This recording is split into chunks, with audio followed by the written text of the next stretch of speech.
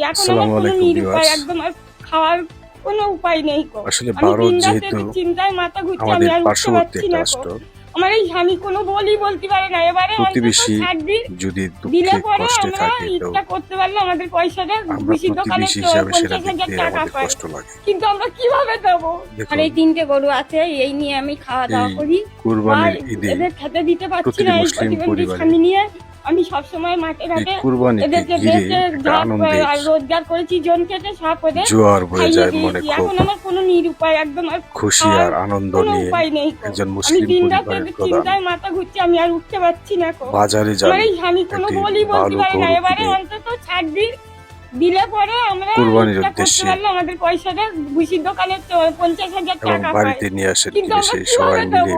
কোনোভাবে একটা দেওয়ার সুন্দর একটা আমাদের লাইন কুরবানি দেন। নেই গো। এই একটা ছেলে, এই এর কুরবানিটা আসলে লেখাপড়া কিচ্ছুই আর হয় না। তাছাড়া আমরা আর কি শুধু করে খাওয়াবো? এই মাটির ঘাস ভারতীয় কেটে এনে হিন্দু খাইয়েছি, আজকের এই দিয়েছি, ভুসি কেনা পয়সা নেই। জনগোষ্ঠী কিভাবে দেবো আমরা খাওয়াটা?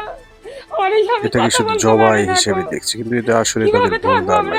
এই ব্যবসা বন্ধ করে দিলে। মুসলমানদের আপনার স্বামী প্রতিবন্ধী, আপনি ধর্মীয় এই রীতি এবং দায়িত্ব নিয়ে রেওয়াজ হ্যাঁ, অনুযায়ী, এই স্বামী নিয়ে ধর্মের আমি বিধান দায়িত্ব নিয়ে এই অনুযায়ী গরু বাছুর পুষে খাই, কুরবানি মানে হলো সংসার করি। উৎসর্গ করা, আপনি একজন মহিলা হিসেবে আপনার এই ব্যবসায় আল্লাহর এত প্রদত্ত দেনা একটি হ্যাঁ, বিধান। তো দেন এই আমার। বিধানকে পালন করতে তারা বাধা 10 জন বাকি আছে, কত আমি দিচ্ছে আমি চাই, বিভিন্নভাবে। আমরা চাইছি মুসলিম যাতে আমাদের পরিবার ছাড় দিয়ে যেন দেয়, এবার ছেলের মতন বাজার আমরা আর থেকে করবো গরু না, কিনে যেমন খাটে খুটে জন দিয়ে খাইছি কুরবানি না তেমন করতে পারে, খাবো। তারা আমার নতুন নাম আইন উমারানী ঘোষ।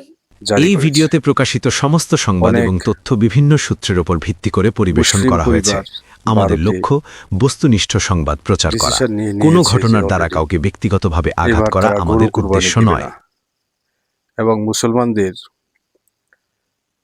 এর পিছনে রয়েছে অনেকগুলো কারণ, ভয় এবং ভীতি। কারণ তারা যদি গরু কুরবানির জন্য পশু কিনতে যায় হাটে, তাদের অপমান অপদস্থ এবং জানের ঝুঁকি থাকতে পারে, কারণ তারা যে কোনো মুহূর্তে বিজিবির গেরুয়া বাহিনীর হাতে আক্রান্ত হতে পারেন। আসলে ইসলামের বিধান রয়েছে, শুধু গরু কুরবানি দিতে হবে এমনই কোনো বিধান নেই। আপনি উট, দুম্বা, ছাগল, অন্যান্য যে সকল পশু ইসলামের বিধান রয়েছে সে পশুগুলো কুরবানি দিতে পারবেন, এবং বিকল্প হিসাবে আপনারা অন্য পশু যেমন ছাগল, দুম্বা এগুলো কুরবানি দিতে পারেন। যাদের পয়সা বেশি আছে তারা মহিষ কিংবা হাতি, মহিষ কিংবা ওই উট এই ধরনের পশু কুরবানি দিতে পারেন। একবার একটু চেষ্টা করে দেখুন, এবং ভারত যে নীতি অবলম্বন করেছে তারা নিজেরাই নিজেদের ক্ষতি ডেকে এনেছে। কিভাবে? দেখুন, ভারতের প্রত্যেকটি এলাকাতে বর্তমানে একটা বিক্ষুব্ধ, ক্ষুব্ধ বিজেপির ভিতরে এবং বাহিরে মুসলিমরা তো আছেনই, একটা বিক্ষুব্ধ ভাব প্রস্ফুরিত হতে চলছে। অনেকে বিষের বোতল বিষের বোতল হাতে নিয়ে মিছিল করছে, বিক্ষোভ দেখাচ্ছে। এটা আসলে তাদের করার আর কিছুই নেই, কারণ তাদের দেয়ালে যখন পিঠ ঠেকে গেছে তখন তারা সরকারকে দিয়ে কি করবে? আর সরকারের এই যে বাধা, তাদের গরু বিক্রি করতে হাটে নিয়ে, তাদের সেই মনোভাবটাই তারা তুলে ধরছে বিষের বোতল নিয়ে। তারা মিডিয়ার সামনে এসে বলছে যে আমাদের এই বিষ খেয়ে আত্মহত্যা করা ছাড়া আর কোনো উপায় নেই। কারণ একটা কৃষক, তৃণমূল পর্যায়ে একটা কৃষক যখন কোনো সমিতি, কোনো ব্যাংক থেকে লোন নিয়ে সে গরু লালন পালন করে, একটা গরু পোষা কিন্তু চারটিখানি কথা নয়, শুধু খের আর ঘাস দিয়ে একটা গরু পোষা যায় না। একটি গরু পুষতে হলে এবং পয়সা, মাল তৈরি করতে হলে সেই গরুর পিছনে অনেক খাদ্য, অনেক ভুসি, অনেক খড়কুটা কুড়াতে হয়, এবং তার পারিশ্রমিক থাকে, শ্রম থাকে। ১ বছর, ২ বছর, ৩ বছর, ৫ বছর একটা গরু পুষে সেই গরুটা যদি ন্যায্য মূল্যে বাজারে বিক্রি না করতে পারেন, তাহলে তার বিশাল একটা ক্ষতির কারণ হয়ে যায়।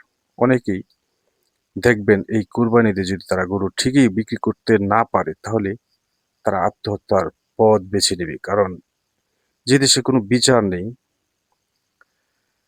সে দেশে মানুষ বেঁচে থাকার অধিকারটাকে তারা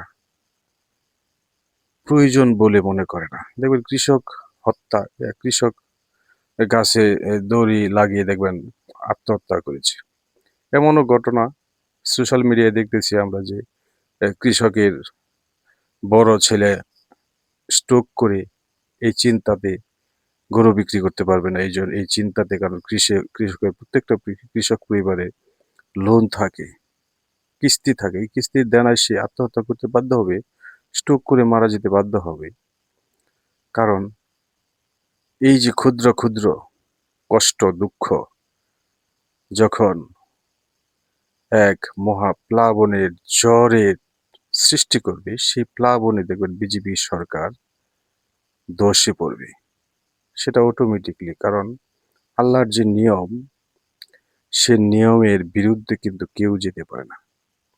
যারাই পৃথিবীতে আল্লাহর সে প্রদত্ত নিয়মের বিরুদ্ধাচরণ করেছে, তারাই কিন্তু ধ্বংস হয়ে গেছে। ভারতের ধ্বংস তো শুধু কেবলমাত্র সময়ের ব্যাপার।